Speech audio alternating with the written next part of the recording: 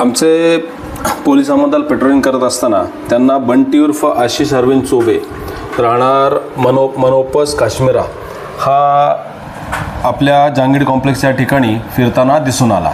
त्यामुळे त्याला ताब्यात घेतलं.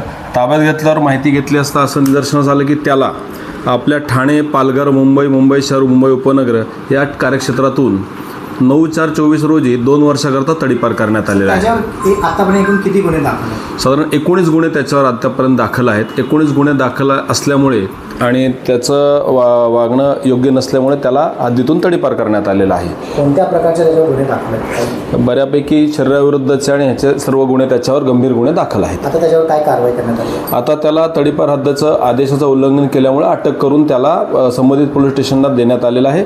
ते पुढील न्यायालयात हजर करून कारवाई करीत आहेत.